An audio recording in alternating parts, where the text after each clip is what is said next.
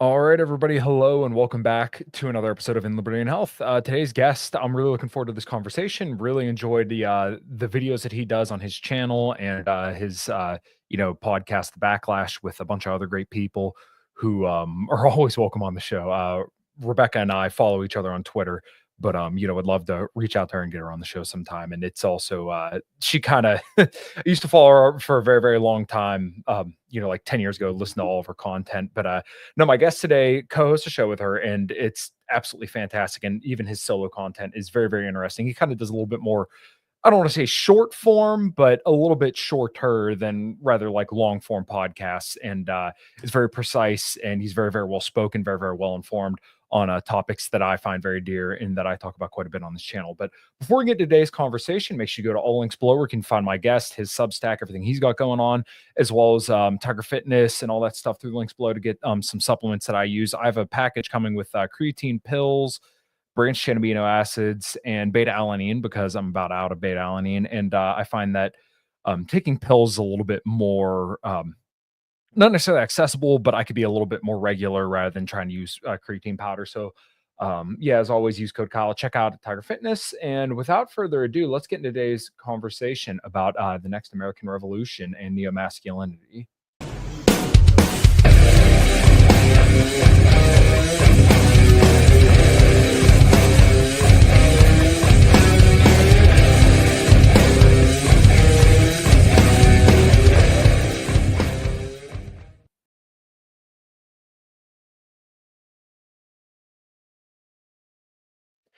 And welcoming to the show, Cameron Macgregor. How you doing, man? A little bit cold early in the DC. I was hoping 60s. It's like next week we're a little bit colder, and I'm sorry that it's cold. I prefer 70 and above. Yeah, I totally. I'm doing great. How are you, Kyle? Good. But I totally get you. Last week, I live in Pennsylvania, so I'm not that far away from you. Absolutely freezing up here this week, whereas last week it was pretty warm. So yeah, I'm definitely down for the bringing the warmer weather. My wife and I had almost moved to Florida, but unfortunately, that just didn't really work out. So well, I've been spoiled by good weather because I lived in Miami. I lived in Miami, Florida, and Mexico, places like that.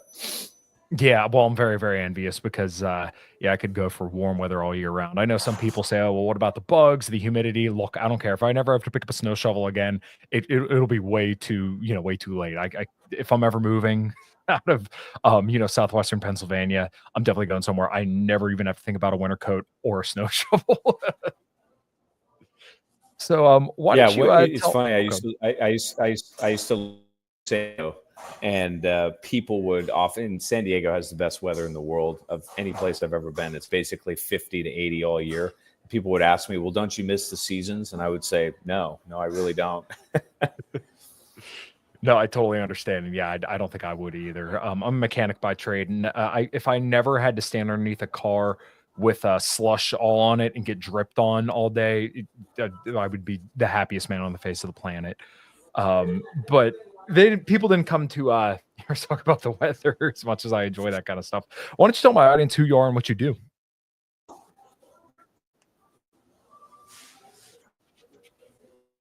I am an entrepreneur, a writer, and a podcaster. I have done a lot of different things in my life to this point. I was a former naval officer. I used to teach in the public school system and briefly worked on Capitol Hill and all over the world. So when people ask me, it's somewhat difficult for me to answer that question. But for the time being, I would say I'm an investor and a social media person of some kind. Oh, okay. Yeah. I mean, in this world, there's so many people that are quote unquote influencers, but no, I do find your work to be very, very interesting. And you kind of talk about stuff that's a little bit more critical at our time right now. So, one term that I've heard you use, and it seems like you've kind of originated it, and if not, then I'm giving you credit anyways, is neo-masculinity. Why don't you lay that out for the audience, and what kind of attracted you to that term, and why do you choose to use it? I have tried to coin a number of terms, I suppose, because I'm trying to get people to reframe how they think the current world that we live in, especially in the United States and the Western world, people, as I think you well know, Kyle, tend to be very black-pilled. Mhm. They are stuck in these echo chambers that have conditioned them to think rather negatively about everything. And frankly speaking, I just am not. My point of view is very, very different in Western civilization history and be very positive for the world. Obviously, it's going to be adjustment before we get to the other side of the mess that we're currently in. But in that process, which I sort of term an end of school process, I think it's important to reframe how we think about where we stand in the world today. And one of the terms that I've used to describe that is neo-masculinity. Masculinity is basically an archetype. It's a prime directive that informs us and orients us in the world. That being said, archetypes change over time. What it meant to be masculine during the medieval period was different than what it meant Greco-Roman times, and likewise today. So neo-masculinity basically means that we're experiencing a kind of transformation of masculinity to adapt to this world that we're in. Some of that means that it's a resurrection of masculinity.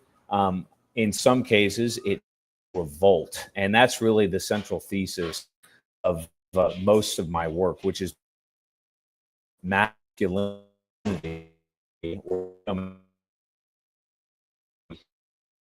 that's changing the entire Western world and is probably going to lead us into another epoch, if you will, greatness. I believe. Okay, yeah, we're having a little bit of connection issues, but I think I got most of that.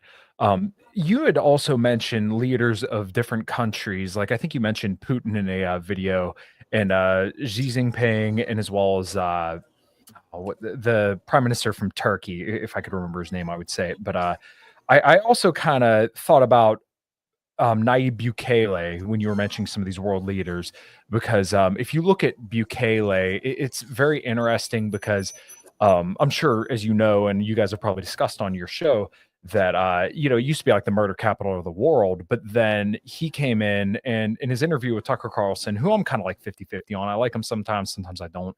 But I remember him saying that, like, when he first became president, he decided we're going to pray, right? So that right there is kind of like a different note. Whereas people think, oh, no, you got to like go right into action as soon as you get elected, right? He said, we pray. And Tucker had also mentioned that they celebrate fathers for a whole month down there. And that to me was always kind of profound because in our Western culture here, what do we kind of look at dads as? We look at them as either Homer Simpson or men that just abuse everybody around them.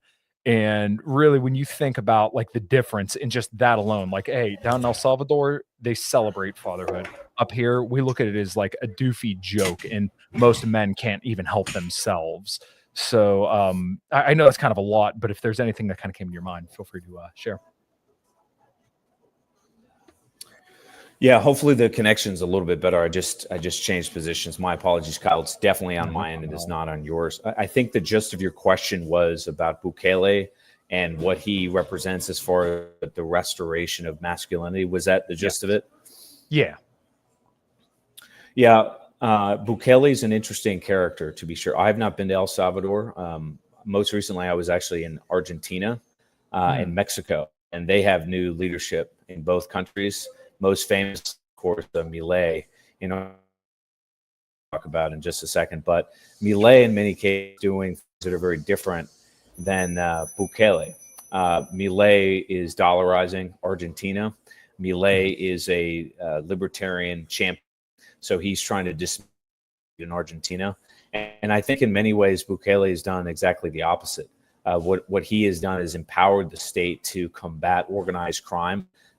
These are criminal syndicates like MS-13, which are increasingly ferocious in nature. I mean, I don't think people realize exactly what's happening south of the border.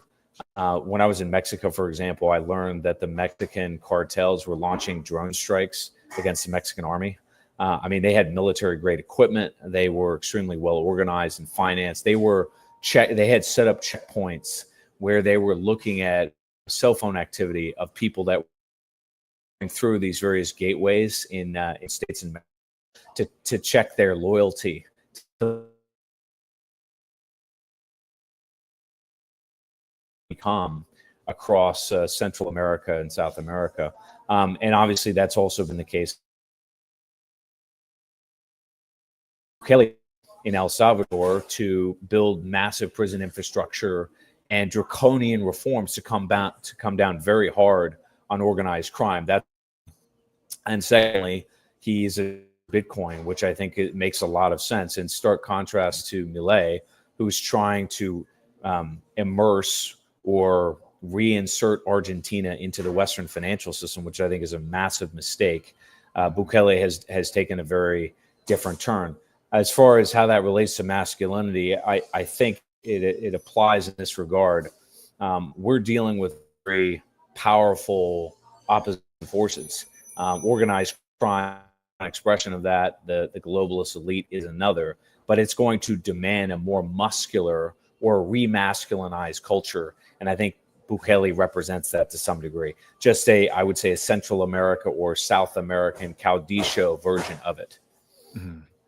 Yeah, yeah. Well, I'm kind of glad you also touched on Malay as well, because I consider myself still somewhat of a libertarian. But as I get older and older, and my wife is expecting in August. Well, my wife and I are expecting. Our daughter's going to be here. She's 22 weeks right now. But I kind of think about the kind of world I want her to grow up in. And you look at the two approaches between allowing or attempting to allow maximum freedom and the promises of libertarianism. And like I said, as I get older, I kind of look at that and think, maybe most people and a lot of people really aren't capable of exercising freedom in the way that, you know, a libertarian might envision it. And maybe people don't necessarily deserve that. And when you look at Bukele versus Malay, I feel like there's a big dichotomy here. And you look at one country where they've made it drastically better for the average person, which would be, El Salvador. And then in Malay's case, it almost seems like he's just allowing maximum freedom. But in this respect, it's kind of so, the IMF and certain other interests that I'm sure you and I are both keenly aware of, being a certain group of people can come in and then do with the country as they please. Where, like I said, it just seems like Bukele said, no, we're not doing that. The problem with libertarianism is that, well, there are many problems with libertarianism. I suppose the first is that it's based on something called rational choice theory. This is an idea that goes back to Adam Smith, and it basically asserts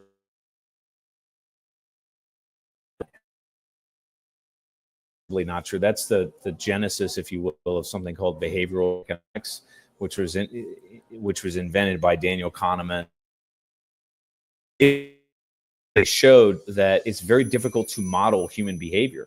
Incentive structures are dynamic. If nothing else, they're changing all the time. These are variable economies. So it's very difficult to build a model of the world, whether it's economic or otherwise, on an assertion that, well, people are rational and they respond to incentive structures, and therefore you can extrapolate what they're going to do, what they won't do. It's very difficult to do that. The Keynesians, incidentally, make similar claims about government activity and how the private sector will respond to government activity. That's something we can talk about more in just a moment as well. Inputs do not necessarily generate calibrated outputs. So that's one problem with liberty.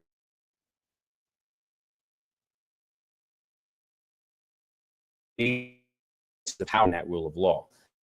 A country that does not have rule of law like the United States. This is not an Anglo-Saxon democracy, as most of the world is not. So if you those building blocks establish and sort of entrench an equilibrium of law, then you cannot have a libertarian-like society. In other words, if it's going to express itself, is downstream from the infrastructure of rule of law, the power of the state, the respect for the individual contract, et cetera, et cetera. Not a lot of Americans have embraced. They think, for example, this is what we did in Iraq when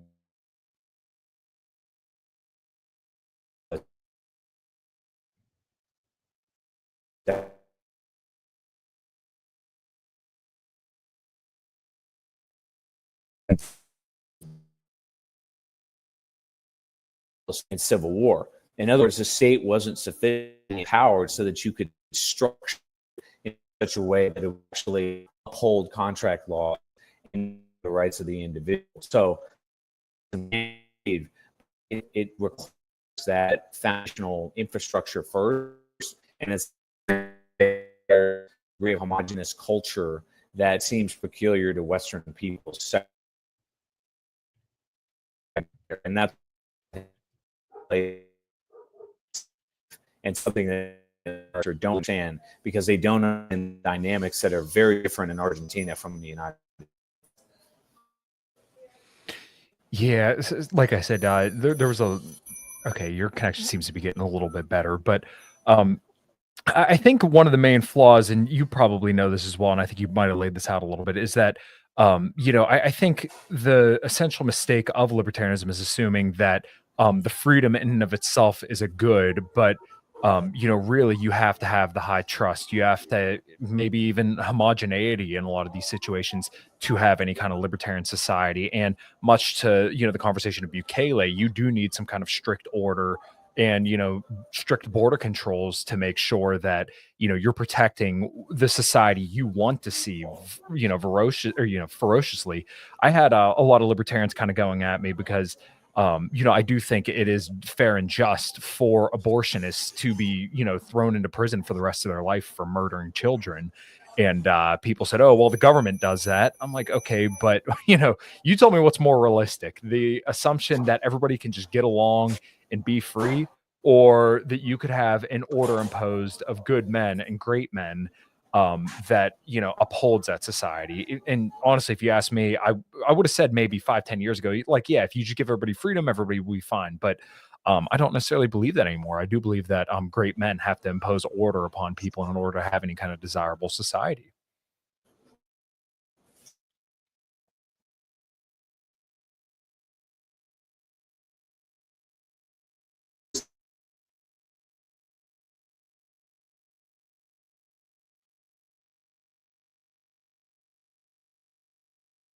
Libertarian pride itself on, right? And the United States is the tyranny of the government.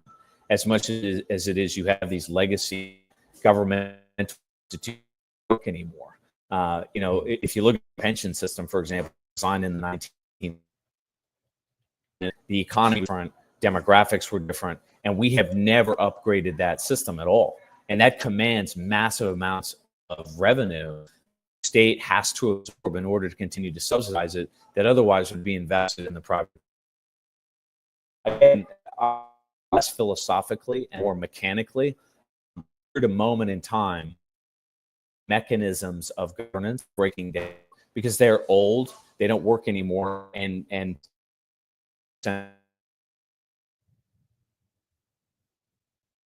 doing that.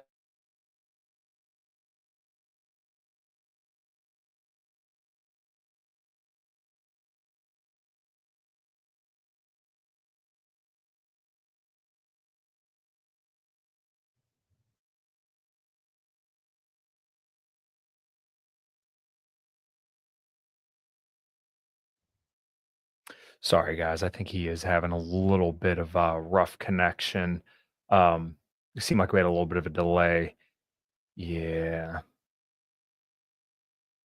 He travels a lot.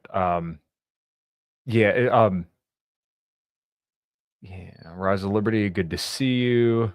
JC, horseshoes and hand grenades. I don't know which one Ian's that is. Hopefully you guys are doing well. Caravaggio. Yes. When he's on the Backlash, he is absolutely fantastic, and I highly recommend you guys go check that out. Like I said in the introduction, I've been watching a lot of their content.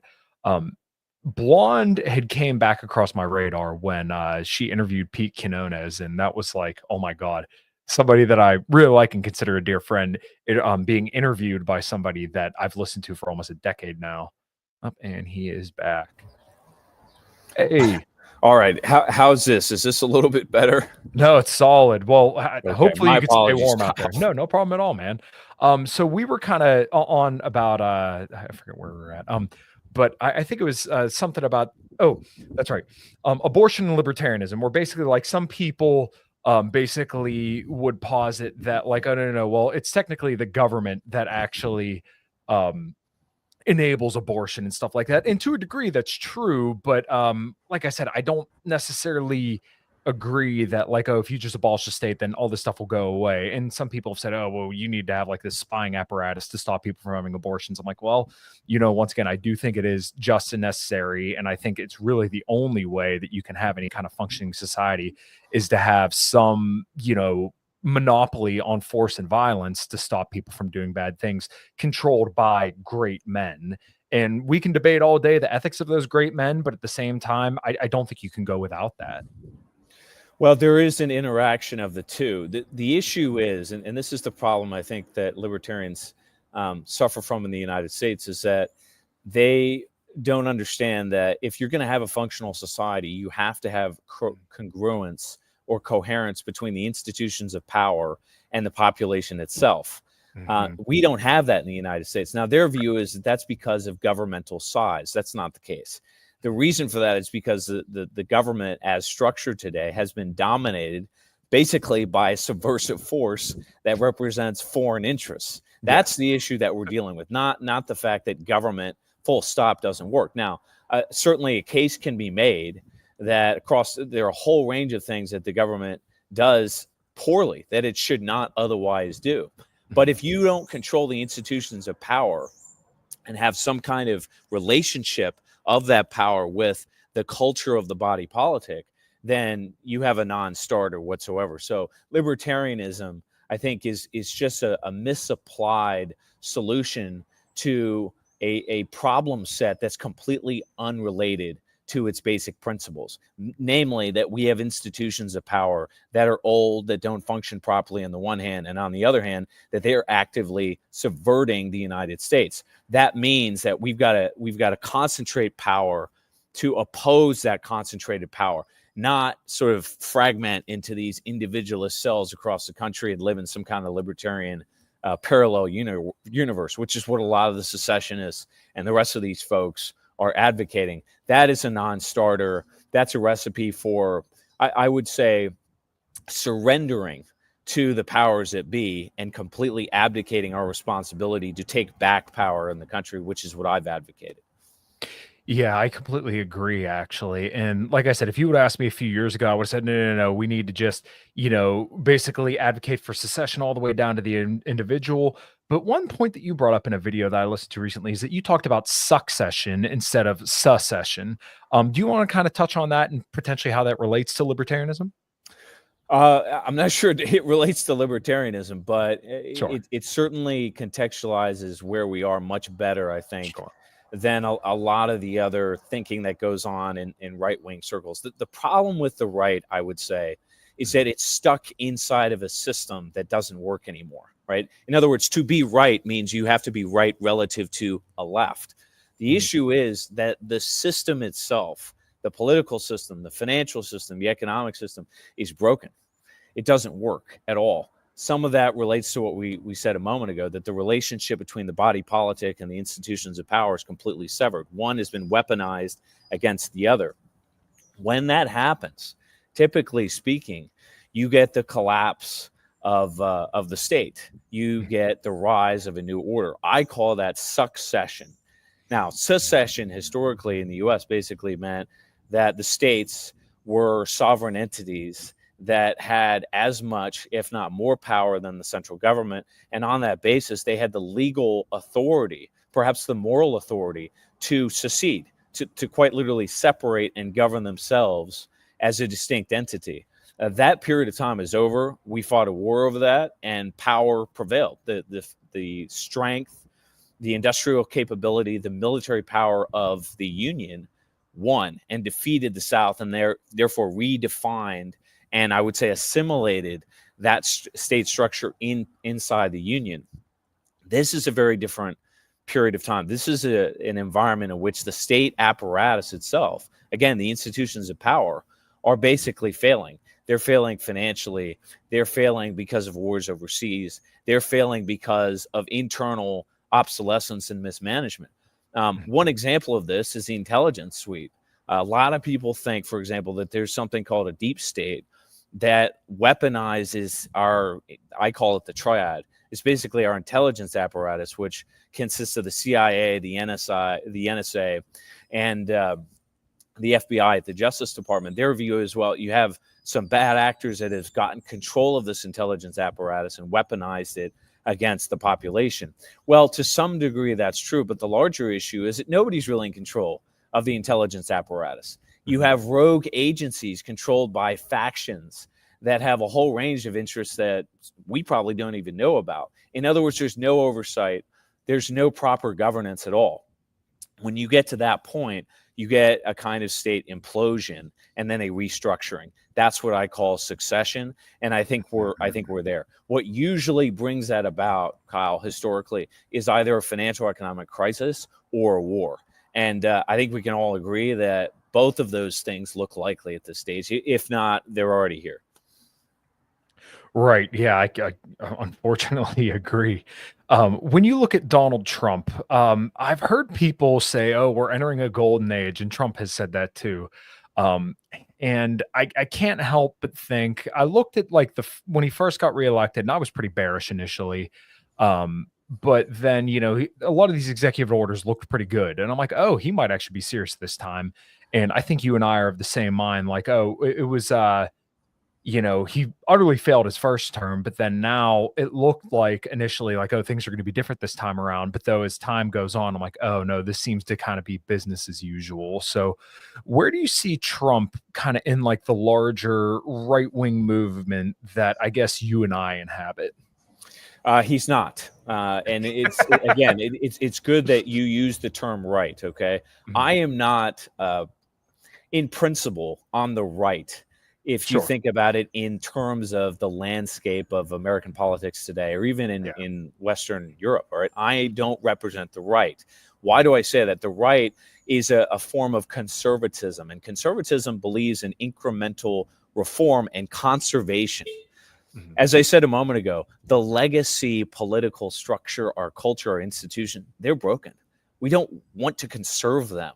Now, maybe we want to conserve a political philosophy or the spirit of the founders, for example, that inspired some of these institutions. Yeah, fine. But that was a couple hundred years ago, okay? We're in a different world now. What we need now is to realign the institutions of power with the national identity of the population. That's nationalism, and that's what I am. Donald Trump is the last conservative politician we're going to have. He represents the illusion that you could elect your way into systemic reform. We've seen how that goes. And as you point out, yeah, we got a bevy of executive orders. And how's that working out? It's not working out very well. Why is it not working out very well? To some degree, this is not Trump's fault. This is because the political structure itself is just broken. It's not capable of implementing the structural reforms implicit or expressed in those executive orders. I'll give you a crystal clear example of that. The border reforms, or rather, policing our border with Mexico, building a wall, militarizing the border, that's being challenged in the courts as we speak. Okay, that, in other words, that's sort of being bottled up by our political system itself. What does that tell you about the political structure? It tells you that the president of the United States does not have the power as enshrined in law and in actual executive authority to control and protect the population of the country. That tells you that your political system is broken. Now, some people have talked about the unitary executive theory as the principle motivating Donald Trump. And to some degree, I think that that's the case. The unitary executive theory basically says that the chief executive, the president, has uniform control over the executive branch. He can hire people, he can fire people, he can declare the Insurrection Act and take drastic, you might say, presidential imperial powers to act out reforms, okay, or to initiate policy. I think that's where we're headed. I think that's going to pilot us into a kind of Hobbesian moment or a Cromwellian figure that is going to reform the system. I think that's where we're headed. But Donald Trump is not that person. Donald Trump is a man who, in addition to the structural problems in the government that render a lot of his executive orders anemic on the one hand, he also lacks the executive control of his own government. He hasn't restaffed the government. Most of his cabinet consists of the same globalist actors that staff the Biden administration. There is a continuity between the Biden administration and the Trump administration. Why is that? Because, Kyle, there is no real right in the country. There is no new third party. There is no alternative staffing mechanism that's going to restaff the government with nationalists to actually implement the reforms that Trump is trying to implement. So we're back to exactly the same problem he had in 2016. He's trying to reform a system from inside that's systemically broken, and he can't do it. What we need instead is to reform it from outside and let the sort of legacy structure implode. And as I said, I think that's where we're headed. Yeah, I was on with a couple of my friends who aren't necessarily political Friday night, and he had mentioned, nothing's probably likely to change until people feel like they can't feed their kids. So, as I said a little bit earlier, my wife and I are expecting a daughter in August. He said, you're going to be fine so long as you can feed your daughter. But when there comes a day when you doubt that you're going to be able to feed that daughter, that's the day that people start picking up arms. And, I think we all hope that it doesn't come to that. But at a certain point, you got to wonder, like, we're so sedated as a nation. I always say that, like, as long as you can have a Dairy Queen Blizzard, watch porn, and drink a high noon, then there will be no great rebellion. And I do kind of believe in this elite theory that elites basically kind of move the governing systems, but I don't think anybody's nearly feeling the pain enough. I think that Donald Trump honestly is kind of like a sedation for a lot more radical people, because they look at him and ostensibly people say, oh, he's an outsider, he's doing all this great work to patch up the government, but I, like you said and have laid out brilliantly, that he doesn't have control, and that honestly I think even if he did, I don't think he wants drastic reform. I think that he wants to kind of maintain the system as it is, and that is due to some of the interests at home and obviously some of the interests abroad as well.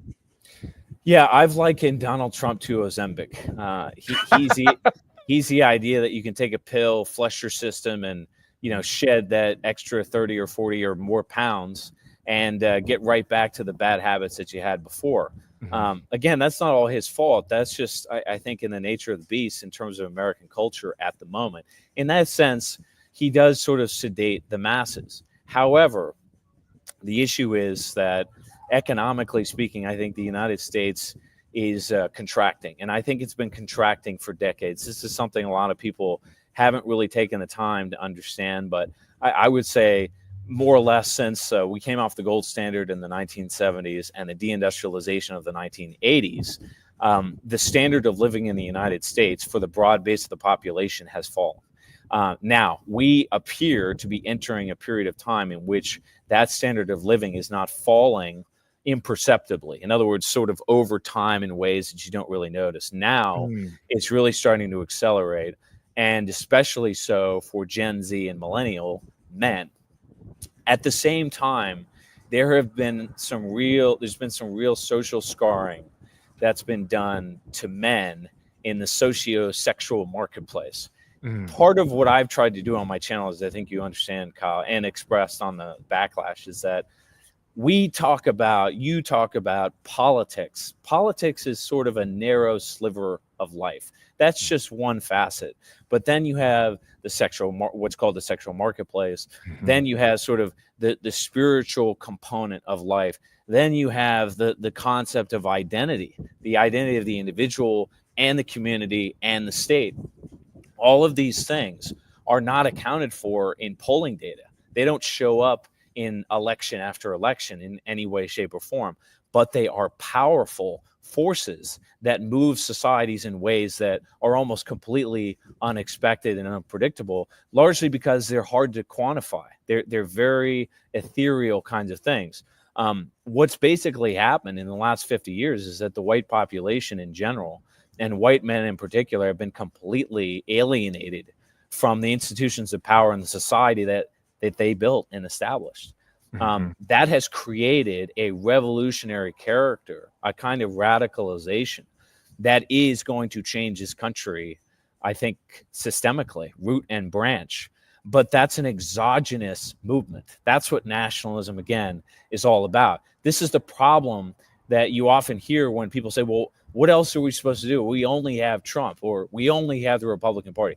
That's a bankrupt way of looking at it. That's true if you accept that politics is everything. It's this sort of self-contained bubble that moves societies forward. Actually speaking, politics often doesn't change anything. It sort of follows what happens outside of that political structure.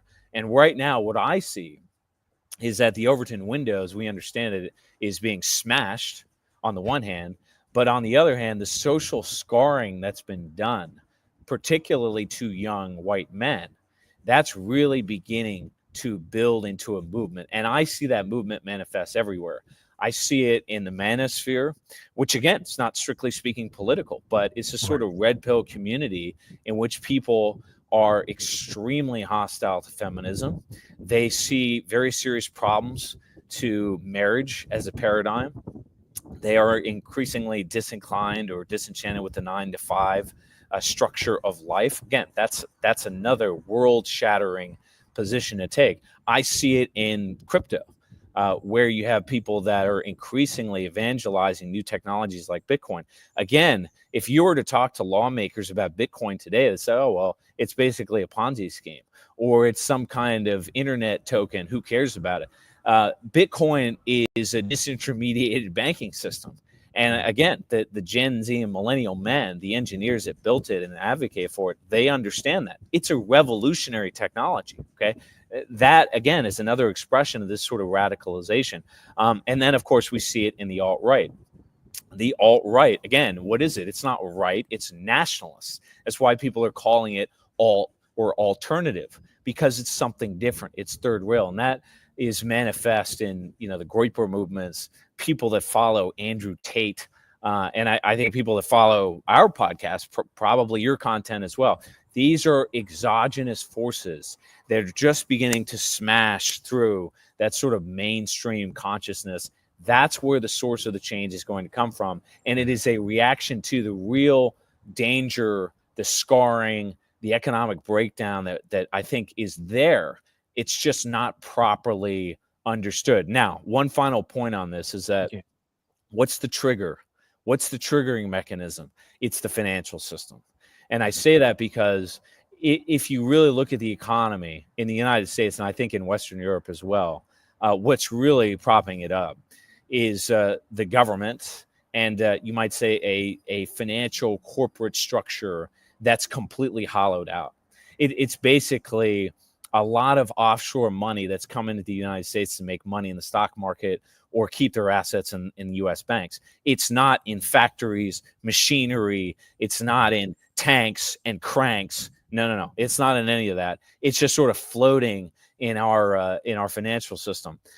We are experiencing financial crisis, and that's happening everywhere. It's happening in the housing market. It's happening in private equity. It's happening in commercial real estate. And guess what? Now it's happening in the governmental sector. That's the last layer of defense. And when that starts to go, then the economic rot underneath will be fully understood and exposed. And that's when you're going to get profound political revolutionary change. And Kyle, I think it's imminent. I think it's beginning to happen. Right. You touched on a lot there, and particularly, I wanted to start with kind of the three things you laid out there: the manosphere, crypto, and the alt-right. But perhaps we could start with the manosphere because I am partially kind of in that realm as well. I host Rule Zero, Post Zero, and I'm friends with a bunch of people in that I didn't realm know as you well. hosted Rule Zero. That's very cool, Kyle. I used to watch Yes. Rule Zero all the time. Big fan of it. Yeah, thank you. Well, yeah, I hosted it for my first time about 2-3 weeks ago, and Oh, we very mainly cool. talked about working out. So, I find the manosphere to be very interesting and essential for a lot of guys because it really, for probably the first time in most guys' entire lives, to actually think about themselves first, rather than think about what do I need to do for society, for women, for this, for that. Um, it's good for guys to finally think like, no, what is best for me in this moment? And then once I finally kind of suit myself away, then I can decide what I want to do and how I want to do it. So, and that's just not something that guys ever hear. We go through our entire lives, especially white men in this country, told that you're awful for being a white guy and that you need to suck it up and suffer for everybody else. But, like I said, it's good for guys to finally hear, like, no, no, no, you should focus on yourself, and then you can figure out what you want to do from there. And I think that's a message that's resonating with a lot of people. And like you said, it's starting to manifest in different ways.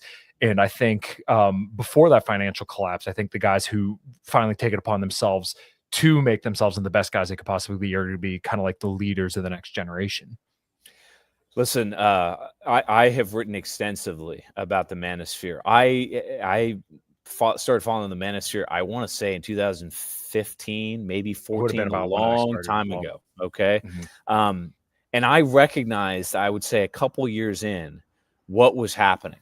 And basically, it was a remasculinization program for men. That's what the manosphere is. And it's stacked with people like Richard Cooper, for example, who has a big YouTube channel called Yeah. Entrepreneurs in Cars, I think, who are digital dads.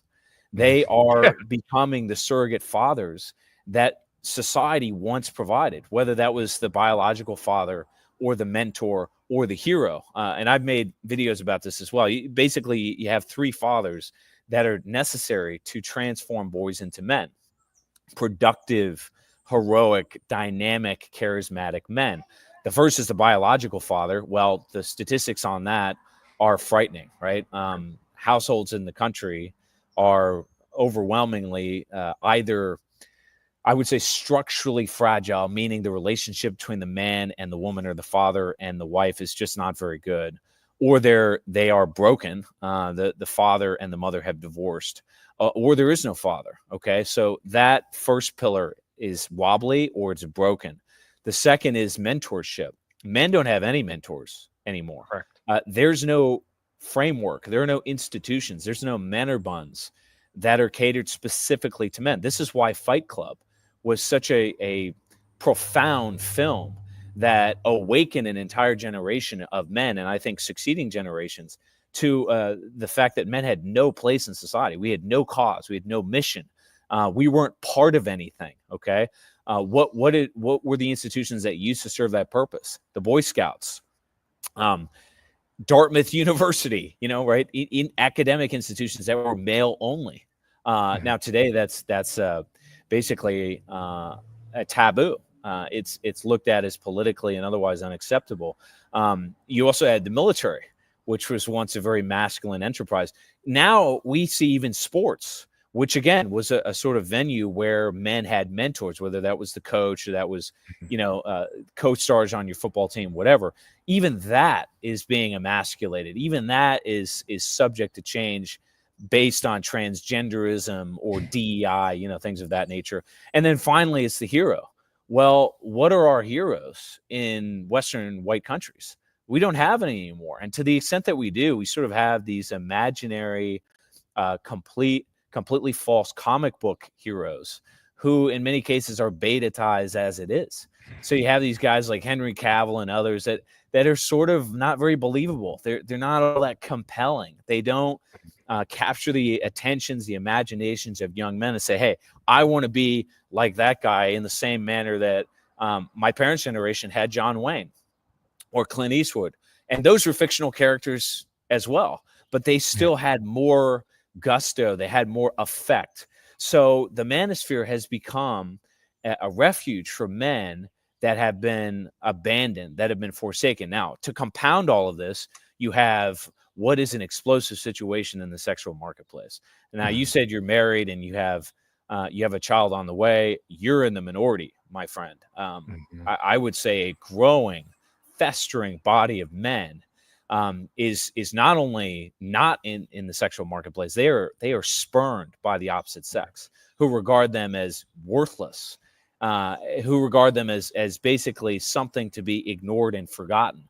I think the statistics on this are alarming. Something like a third of men that are 30 and under are virgins. Right. They've never had any sexual activity with females at all.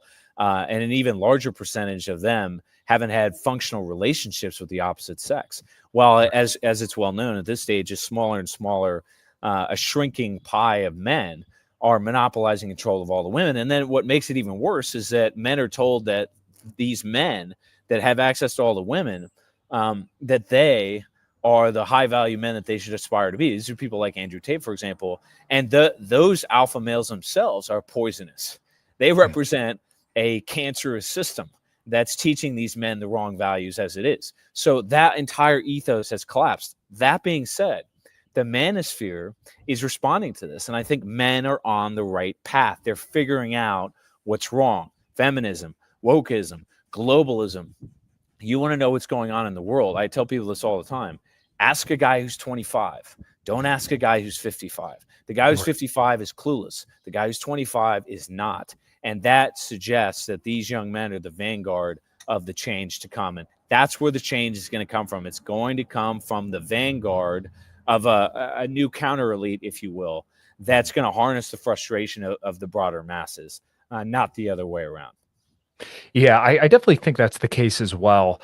You had mentioned men not having mentors anymore, and I've shared the story on the podcast plenty of times. But I was going to be an automotive instructor, so like I said earlier, I've been fixing cars for going on 14 years at this point, and I was going to step out to become a instructor. I was going to be a high school instructor for kids to teach them how to fix cars, and I thought about it. I'm like, this is really cool because I'm going to be about 10 years older than most of these kids.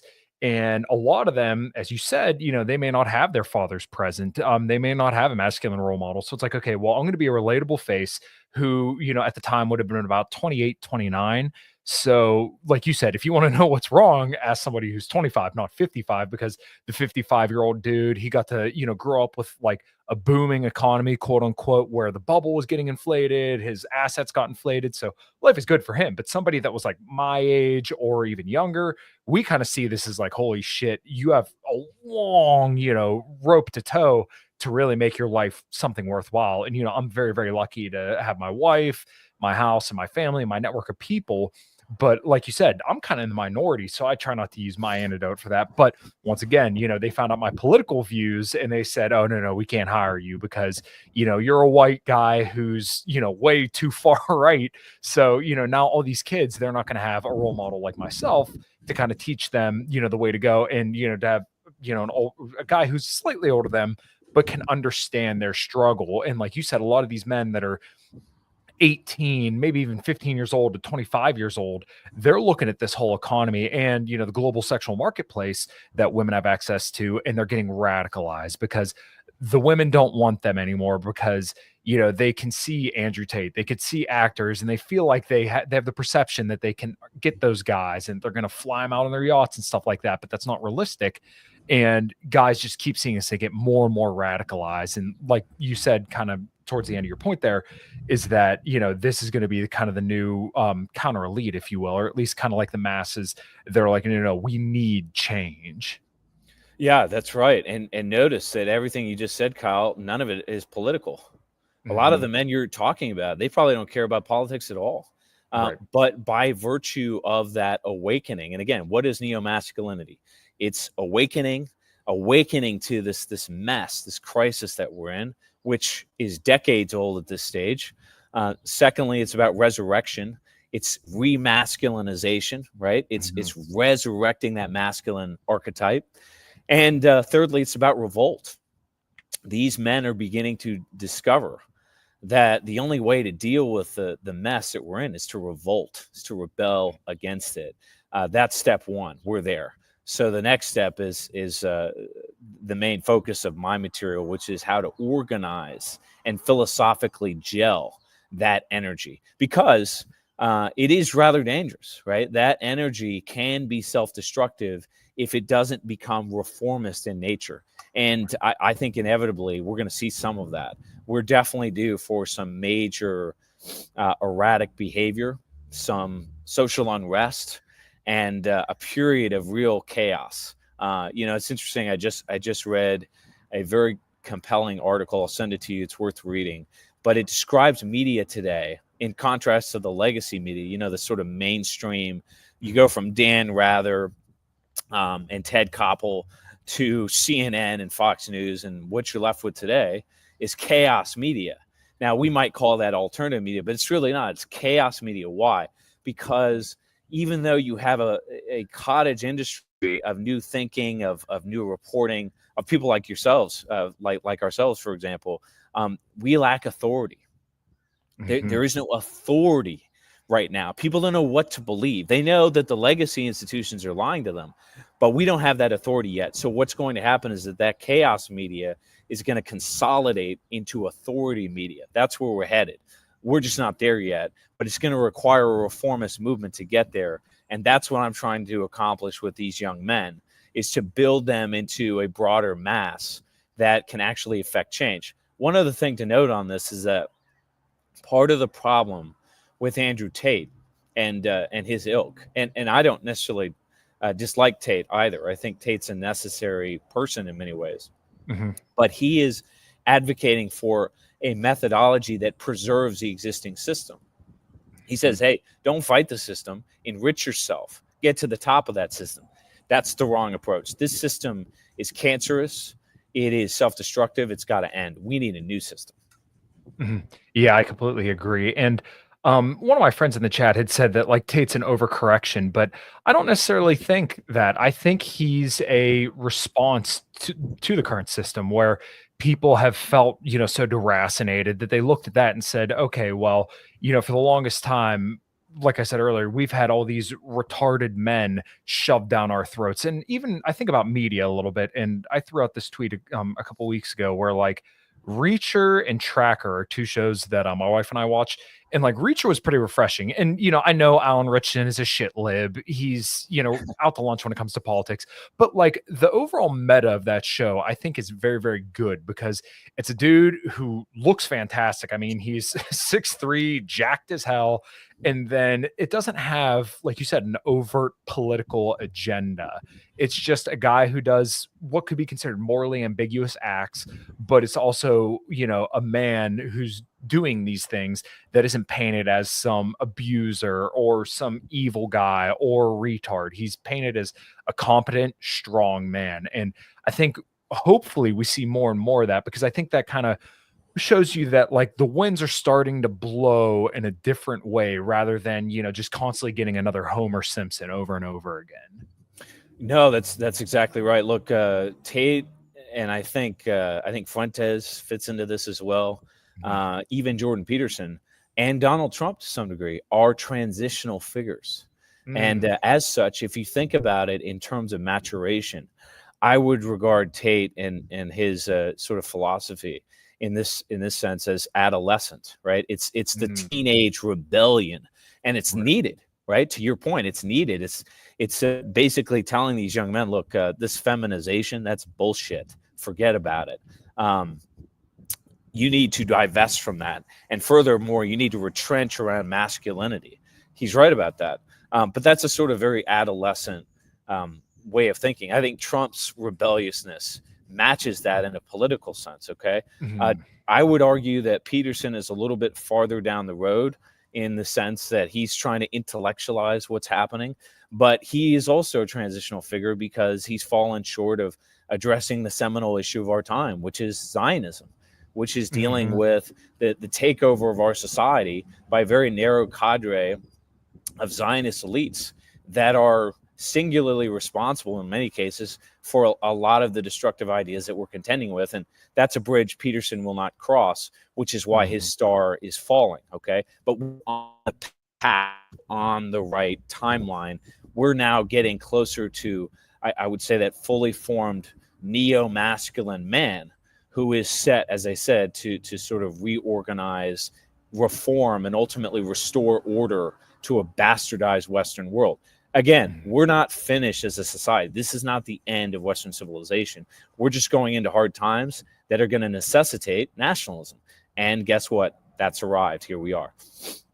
Yeah, well, I'm glad you finally touched on Zionism, because I know you guys talk about this quite a bit on the Backlash. But I do think that Donald Trump kind of represents like the last dying grips of Zionism, because I think the younger generations are starting to look at this and say like, what the fuck are we doing sending all this money to another country? And I remember, I think it was on you guys' most recent episode where somebody said like, oh, you guys should hate Muslims and, some other race more than you hate Jews. But, why is it that someone would say that? And why is it that we have a Muslim problem? Well, this comes back to certain interests that you and I think, correctly believe have compromised our own president through, spending hundreds of millions of dollars.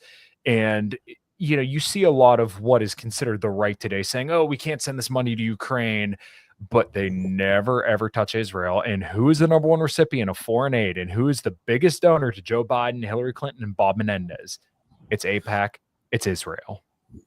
Yeah, that's exactly right. And again, this is another spin on what I said earlier.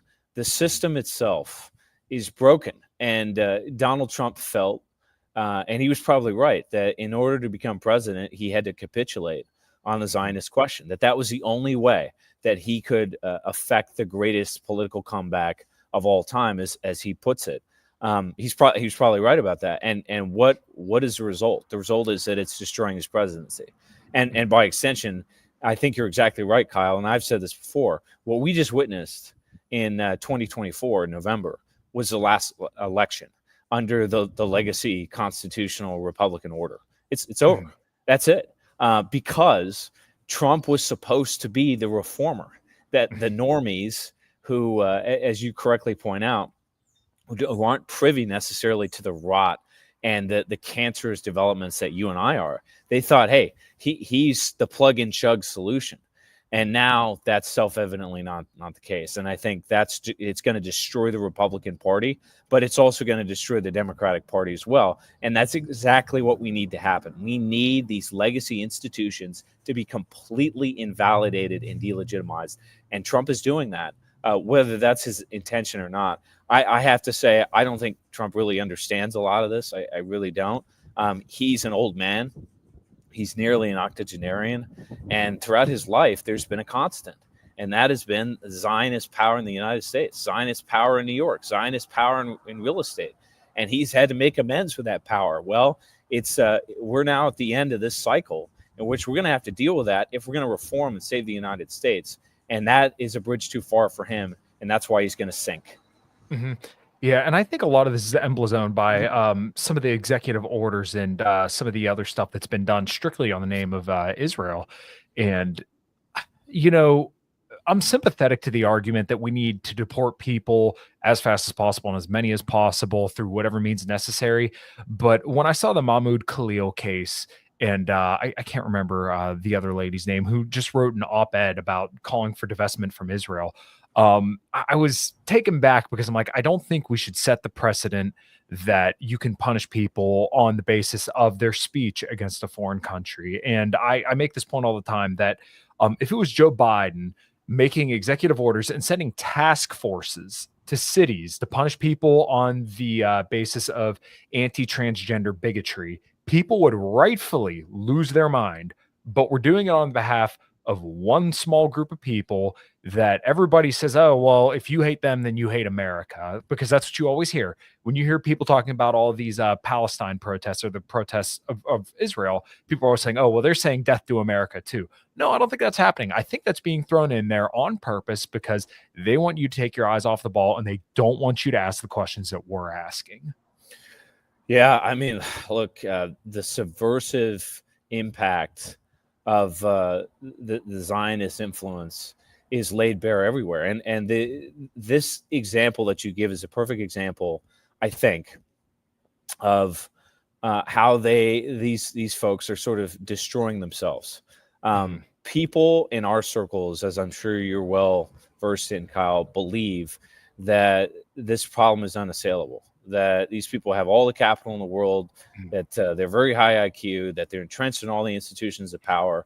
And on that basis, we're hopeless. There's nothing we can do about it.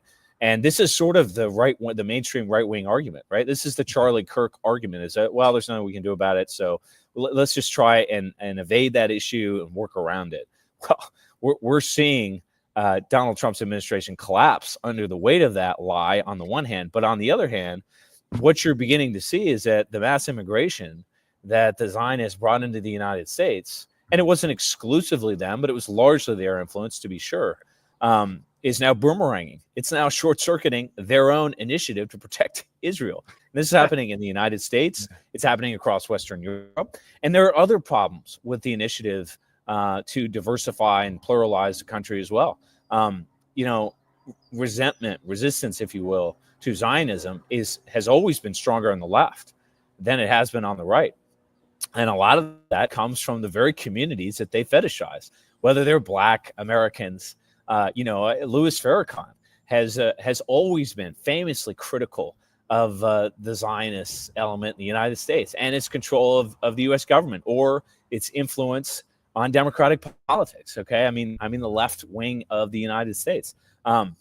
You're seeing similar criticism, I think, coming from the Justice Democrats and others that have had enough of this. So it's fracturing the very leftist movement that they set in motion to sort of destroy the United States. So I don't see this as the fait accompli destruction of America and their triumph. I actually see a lot of their influence beginning to undermine their own initiatives. Mhm. Yeah, I agree. And you mentioned Nick Fuentes earlier.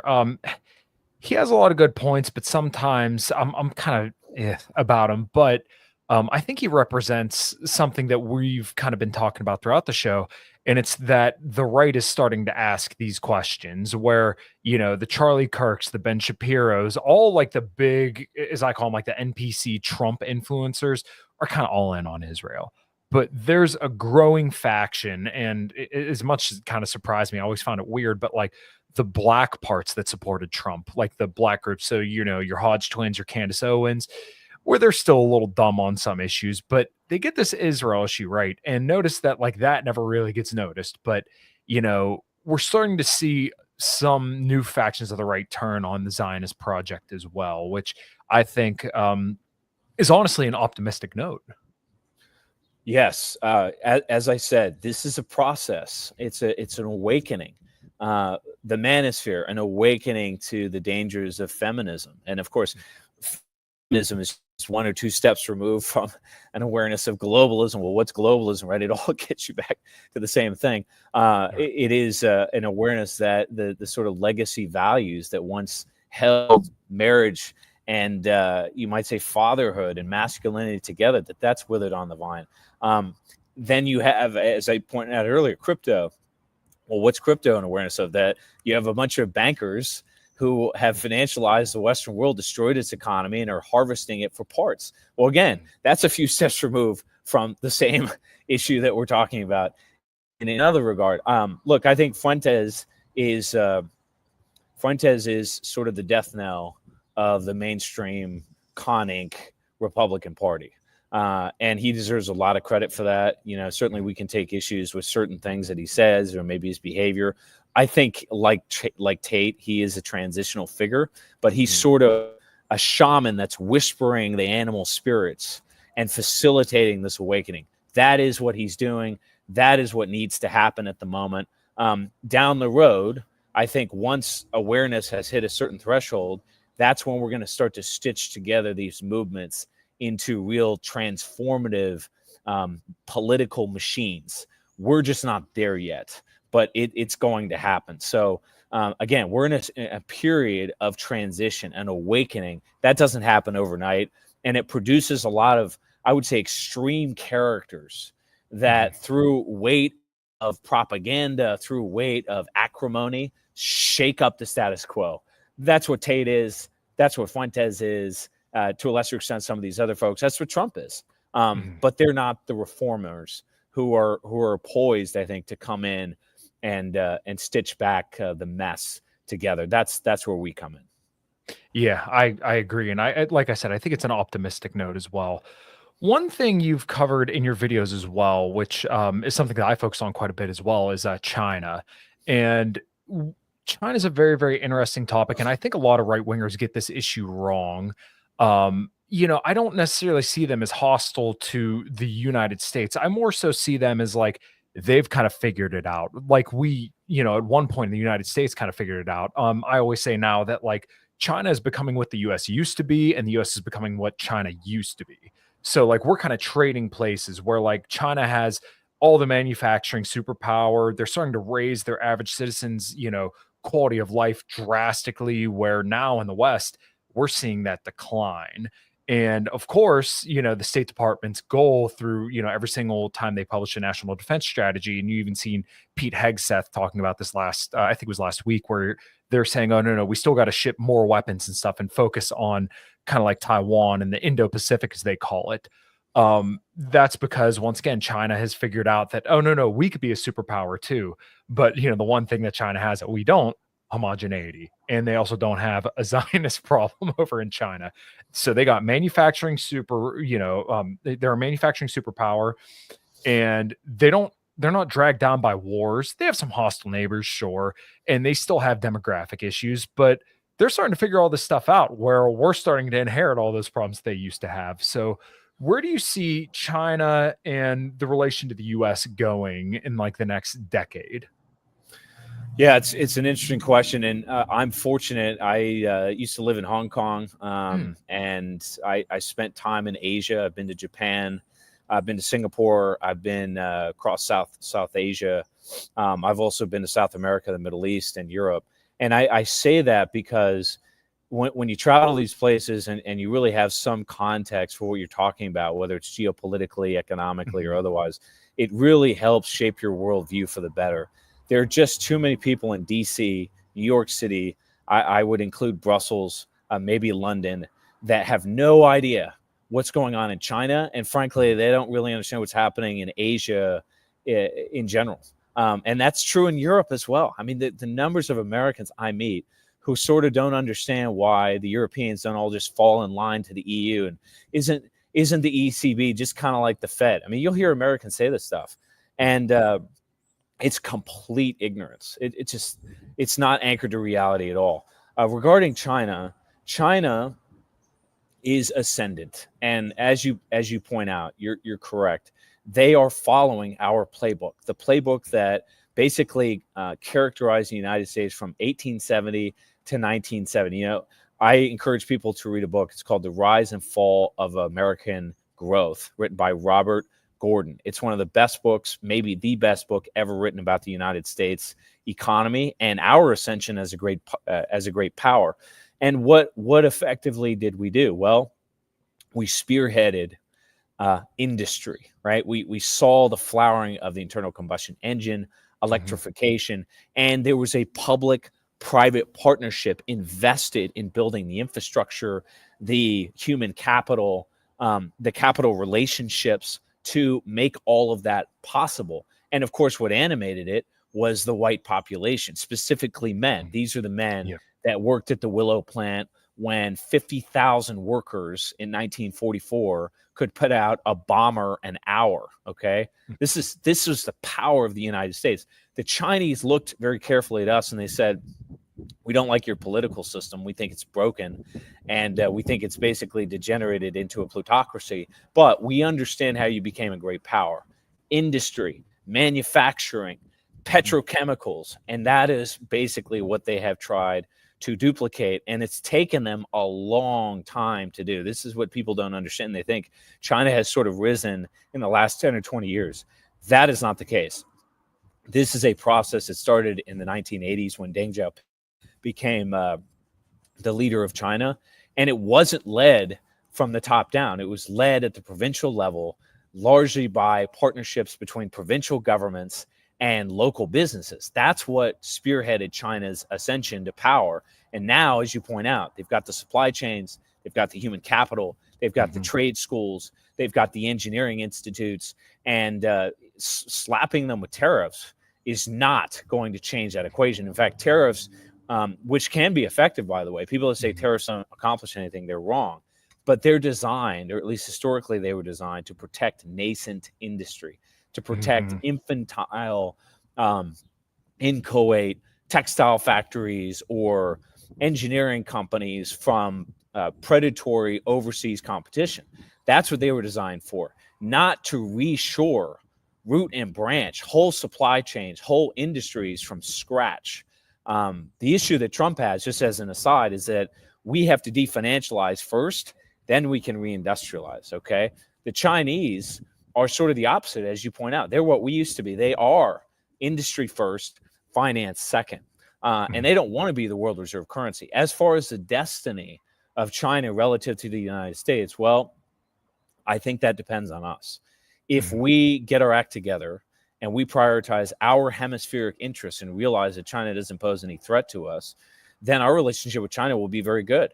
The Chinese admire the United States. They, Right. as I said, they're modeling a lot of what they're doing on us. They don't want to be the world reserve currency. Just as a funny fact, I looked up the number of military bases the Chinese have outside of China. It's like one or two officially in the world. We have, what, 700, 800 in 100 countries around the world? Who are we kidding? And the biggest threat that the Chinese worry about all day long is that they've got 500, 600, 700 million Chinese that are still living in the 19th century. That is the hurdle that they have to overcome. It's going to take them another 50 years to deal with that. And that's assuming their society survives, that their state survives, okay? One other thing that's very important to note on this is that you hear a lot of buffoons like Peter Zahan say that China's going to collapse because they have a demographic problem because they're not producing enough children. That is absurd. China has too many people. They've had too many people for 100 years, hundreds of years. It is not about the volume of people in your society or how many people are reproducing, okay, relative to who's dying. It is about how productive your population is. They're homogenous, they're high IQ, and they're productive. We, in the West, as you well know, have imported tens of millions of people that are non-white for the last 50 years, and we're sinking in debt, and we are not productive. Why? Because human capital is everything, but the institutions of power in China are aligned with the national identity of the population. Ours are not. That's the difference. Yeah, tons and tons of good points there. And I completely agree, especially about the tariff argument. And that's something that I haven't heard a lot of people address is that, China has the manufacturing talent as well, where I believe in the American people. I do believe that we can regain that talent, but it's a muscle that we haven't flexed in a very, very long time. So there's going to be some growing pains. But if just slapping tariffs and making everything more expensive for Americans to consume, you don't have the factories here. Like, I'm a General Motors technician and I love General Motors vehicles, but they're like, anywhere from about 60 to like 80% produced here just because we don't have those manufacturing factories anymore. In my mind, if Trump was smart, and let's face it, he's not, you would incentivize these factories to come back here. You would, hell, even instead of sending money over to Israel or Ukraine or Taiwan, you would just say, hey, we're going to give you government grants and we don't care what you do. We're going to have these factories back here in America. We'll pay you to do it. And then let's, bring this manufacturing back. We'll even pay people to go to school so they can learn, how to build, whatever vehicles here rather than us having to pay China to produce them and then bring them over here. That would make sense to have tariffs in that situation. But right now we don't have that. Like you said, you can't use them as a tool to reshore. Yeah, look, people just don't understand that the Chinese are leading in electric vehicles. They're leading in lithium battery tech. They are leading in industrial robots. They're competitive in AI. They're leading in pharmaceuticals, in nuclear plants. Why is this? Because they've onshored the industry, because they have access to the lithium deposits that they need in Kazakhstan, okay? Because they just built a $3.5 billion port in Peru so that they can bypass California and ship huge amounts of goods in between South America and Asia, okay? It's like opening a whole new trade relationship that's going to revolutionize the economy in South America. This has been their focus for the last 20 years. By contrast, what are we doing? We're bombing the Houthis. We're threatening war with Iran. We're sanctioning the Russians. We're talking about a pivot to Asia so that we can fight the Chinese. We're spending all of our money on defense and welfare. This is the issue. To internally reform first, then we can structurally change our relationships with China and other countries. Trump has got it backwards, but remember, he is a conservative. He's trying to conserve the status quo. That status quo is broken. It needs to be overhauled. Just real quick, Kyle, I need to plug my computer in. So let me do that real quick and I'll be right back on, okay? Yeah, no problem. Um, while he is doing that, I'll remove him from the screen for a minute while he's getting all that plugged in. Yeah, I think some of like the power, Jacob said, I also don't think they have the ability like they're pretending they do, a paper dragon, so to speak. Yeah, I largely agree. I don't think they have all this military might that people kind of believe they have. And I think that's honestly for the best. I think that China is focused on China. Xi Jinping is focused on China, right? Like Cameron was saying, they're focused on their national identity and their sovereignty and their prosperity. The US isn't doing that right now. I think Trump, I think his heart's in the right place in this respect, as in like he would like to see a little bit more nationalism, but I just don't think he has the smarts, the capability, or the people around him to really implement an agenda like that. Russia versus vis-a-vis China. Why bark yourself when you have a dog? A little crass, but you get the idea. I'm not sure I follow you entirely, but like same deal with Russia. I think Russia is trying to make themselves great again, also, and kind of focus on their national identity as well. Let me see some of these other comments here. Sun Tzu, The Art of Fighting. Yeah, I saw something earlier today. Not sure if it's true, but it said that China doesn't drop any bombs, whereas the United States drops an average of 46 bombs a day. Yeah, I mean, if you look at the amount of drone strikes and civilian casualties and all that stuff from the first Trump presidency and then obviously Obama's presidency over his 8 years, I could believe that completely. And you have to imagine they're spending hundreds of thousands of dollars on some of these military adventures, and it's not ending well. Um, yeah, it's just not good. Let me see what else here. Oh, now I'm having connectivity issues. Hopefully, it's not too bad. Yeah, DC as a whole has their head up their asses. Yeah, completely agreed. As long as we're subservient to Israel, our leaders will never promote true nationalism. Okay, here we go. All right. So I entitled the show today "The Next American Revolution." I think we've kind of danced all around it today, but maybe we could kind of wrap on that because I know you're on a little bit of a time limit. So, um, what do you see as the next American Revolution? I know you kind of said a financial kind of collapse or something akin to that. Um, what and when do you see this taking place? If you have any kind of idea as far as that's concerned. I think it's happening. Okay, Mhm, and I think it is a process that probably started a decade ago. mhm, Let me give you some historical context. sure. In the latest video that I made, I think you alluded to it earlier. I talked about succession Mhm, versus secession. I talked about the American Revolution, which really wasn't a revolution. It was sort of a war of separation from England, um, in which we were a self-contained, fully functioning society, and we just said, "Look, we don't want to pay the taxes that you're imposing upon us, but more importantly, we want to govern ourselves. We have the capacity to determine our own national destiny."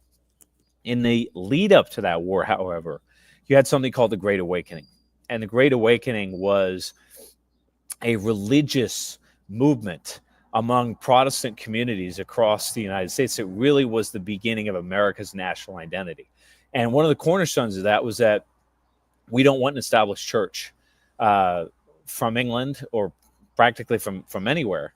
In this case, Anglicanism, because Protestant religions were flowering across the United States. So, implicit in a new society was a separation of church and state to permit those Protestant religions from fully flowering wherever they may go.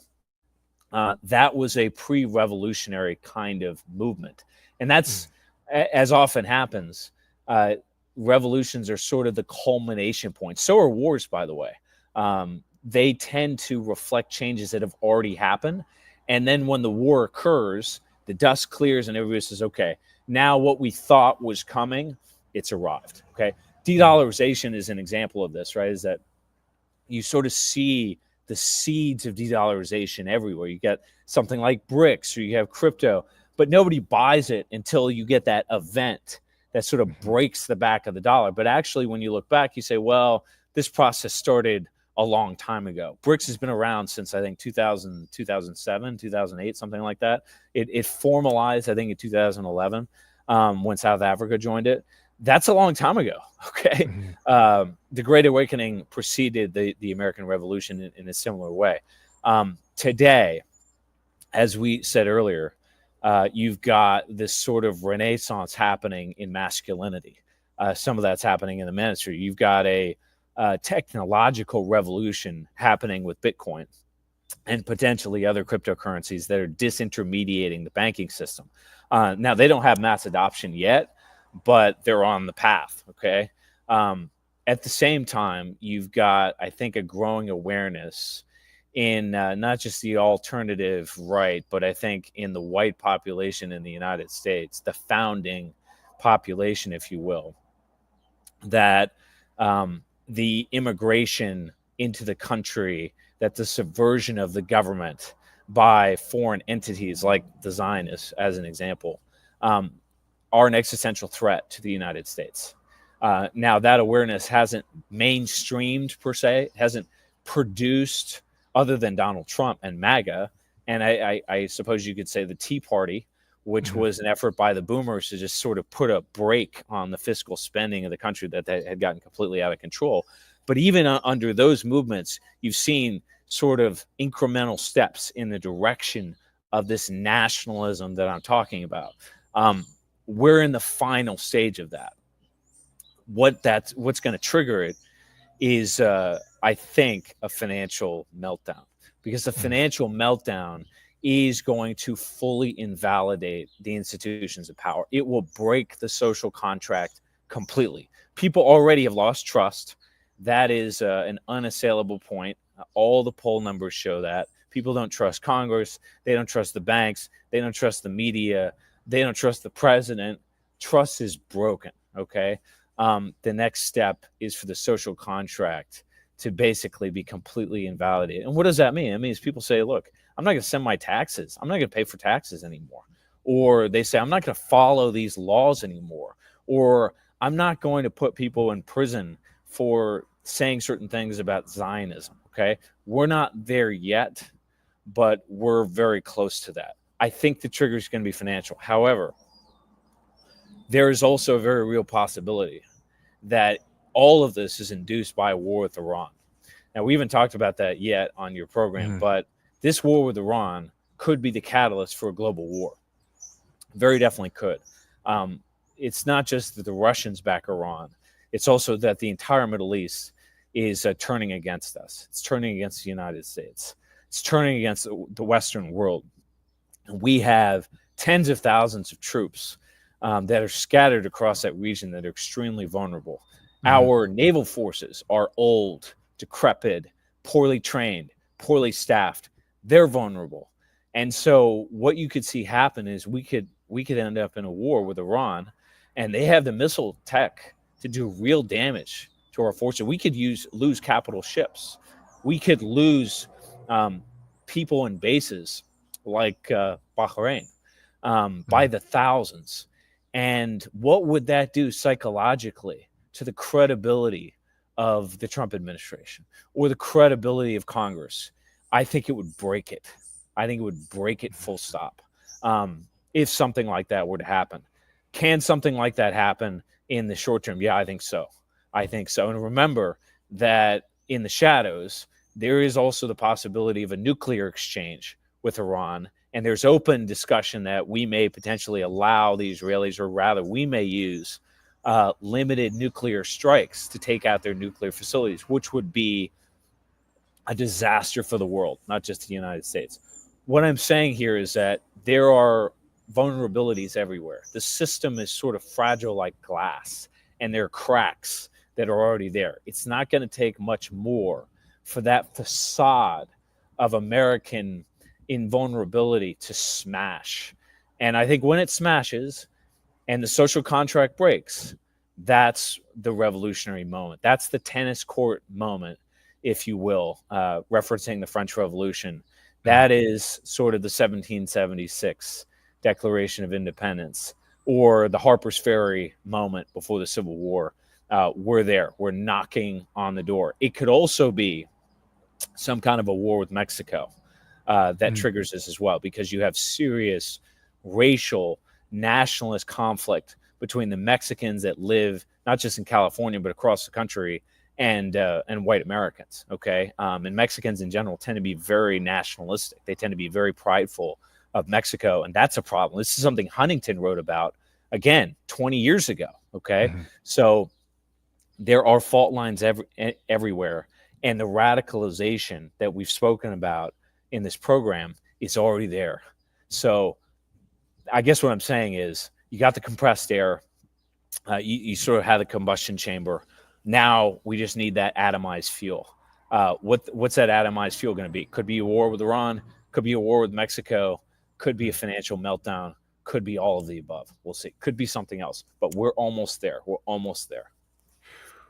Well, I think kind of like you said on, throughout our talk today is that I think hopefully people like us will kind of be here to help guide people in the right direction. Now, I don't consider myself a great man. I aspire to be, a great father and a great person in my community. I look at my father and my grandfather as great men, but I think that's the way we all view our own fathers. But I guess we'll kind of have to see how this stuff goes. But I do have faith in the American people. And I think that's kind of the optimistic note. I think there's people like you and I and your co-hosts on the Backlash that, can hopefully steer the ship in the right direction. And I'm sure plenty of mutual friends of ours.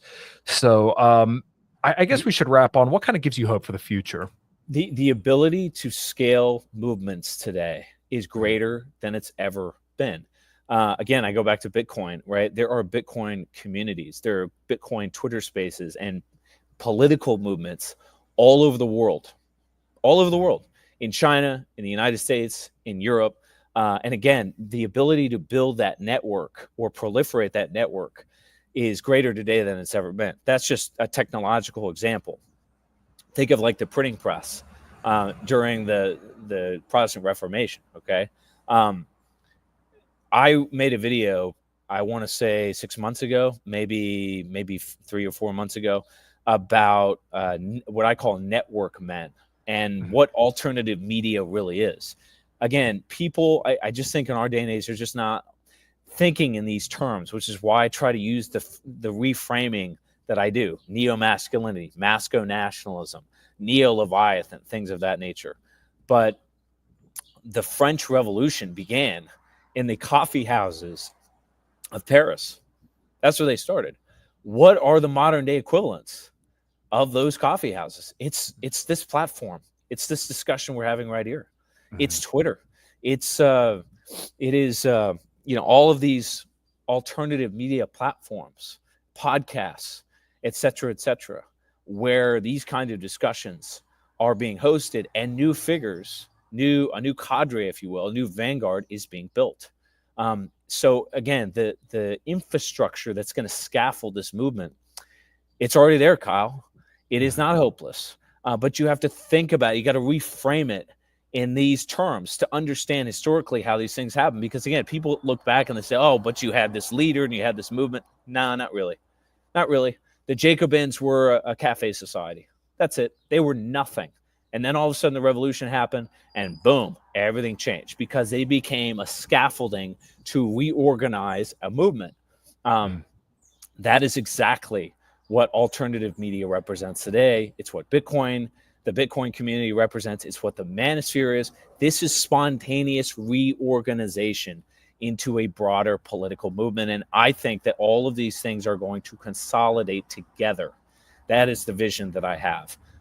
They will consolidate when the emergency, when that sort of state of exception arises. And as I said, I think we're almost there. Yeah, and it's funny that you mentioned crypto and the manosphere because I am seeing a lot of overlap between those two. So I think you're absolutely right. Cameron, this has been an absolutely fantastic conversation. We'll definitely have to do another one sometime. That thoroughly enjoyed it. One of the best podcasts I think I've done in a very, very long time. Let everybody know where they could find you, your work, and all that good stuff, and we'll wrap it up. Yeah, my pleasure. And I promise to be in a studio next time so I don't disrupt your programming. So anybody that was listening, that was exclusively my fault and not Kyle's. Anyway, yes, people can find me. I'm a co-host of the Backlash, as Kyle mentioned earlier. I'm glad people like that show.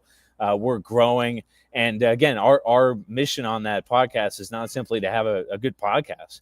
We want to platform other people. We want to be a facilitator, if you will, of a right-wing media. Reorganize all of these folks and bring them together under some kind of umbrella. So you can follow me at the Backlash. Second, I have my own YouTube channel, Neo-Masculinity, or you can just type in Cameron Macgregor Men in the City. And then finally, you can follow me on Substack, where I write generally one essay a week, maybe once every 2 weeks, but I write about everything: dating, politics, travel, all kinds of stuff. That's called Men in the City. So follow me on Substack as well. It's been a real pleasure, Kyle. Thank you for the work that you do. Just by virtue of getting your voice out there and platforming people like myself, you are part of the solution. And that deserves praise. So thank you for what you do, and I enjoyed the conversation. All right. Well, thank you so much. Feeling is absolutely mutual. And everybody, thank you so much for the active chat today. And then until next time, everybody, make sure you take care and rock and roll.